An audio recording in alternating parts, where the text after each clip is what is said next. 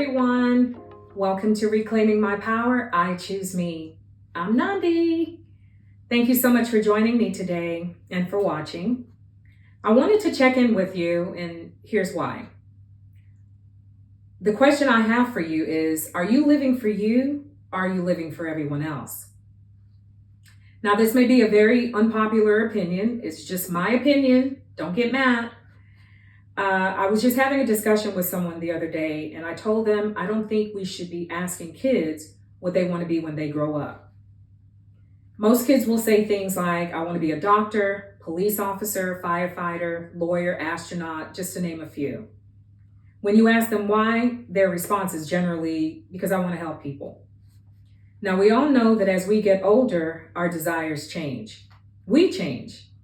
But then because we have put in our heads that we said doctor or astronaut, we then have the pressure to do so. Most kids will end up going to school, majoring in what they said they wanted to be when they were 5 years old, only to end up living unfulfilled lives because they're not living in their passion or purpose. It happened to me. When I was younger, I thought I wanted to be a lawyer. I got it from watching, TV shows like LA Law back in the day. It sounded good, and I knew I loved to help people, so I rolled with it. Now, how did it affect me? For a portion of my life, I still considered being a lawyer, or at least being in the legal field. I was a paralegal at a law firm for a while, and from there I was given an opportunity to be in a different department, going down a totally different career path.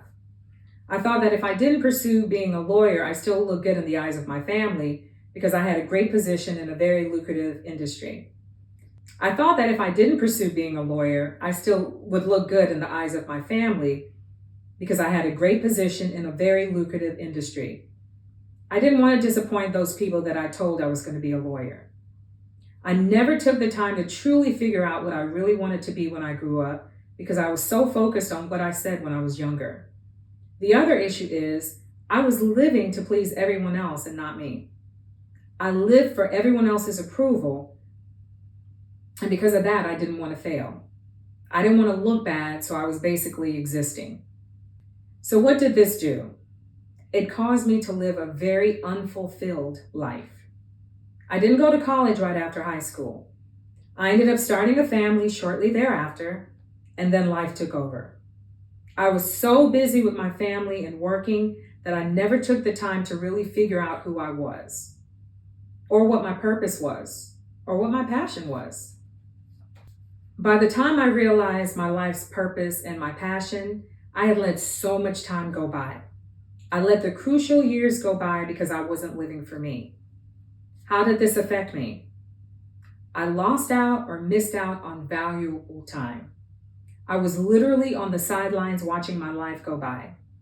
Outside of my career, I didn't know what I was good at or what I was passionate about.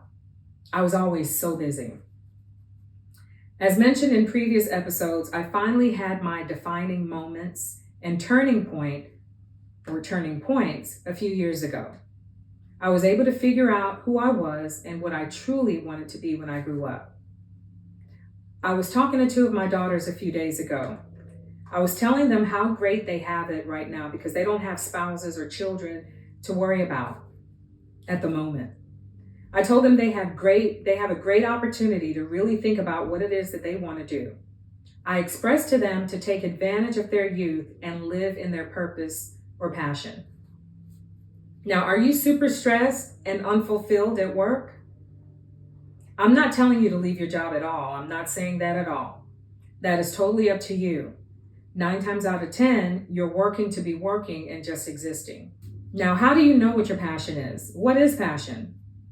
Passion is not the same as a hobby. A hobby is something you like to do.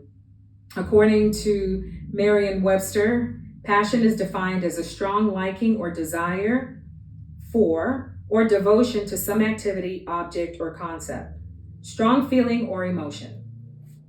Now, besides family and friends, what are some of the things that make you happy? What makes you smile? What do you like to do? What are some things that feels natural to you and makes you feel complete after you do it? Like you're doing something you were meant to do. What are some of your strengths that come natural to you? It may take some work for you to determine your passion if you don't already know it. Now, in order for you to determine your passion, you may have to take some time away, turn the noise off, and start analyzing. Journaling can help to get your true thoughts, feelings, and desires out. You may even benefit from enlisting the service of a life coach, like me. Now, what happens after you determine your passion? When you determine your passion, you need to figure out how you can make it work for you. If you're working, how can you make it work for you at your current job? Or how can you use your passion to become an entrepreneur? This may require stepping out of your comfort zone. Like, for example, my passion is people. Doing podcasts, creating posts for social media is totally outside of my comfort zone. I get so nervous when I have to record a podcast episode, but if there's something I can do to help someone else, then that's what makes me happy. That's my passion. So I'm going to do a quick t-shirt check. This shirt says, work to live, don't live to work. It's a huge difference. Meaning, don't live just to work. There's so much life to enjoy out there. Work to live, don't live just to work. Thank you for joining me today. Start figuring out what your passion is if you haven't already figured it out. Can't wait to see you next time. Bye. This is Reclaiming My Power. I Choose Me.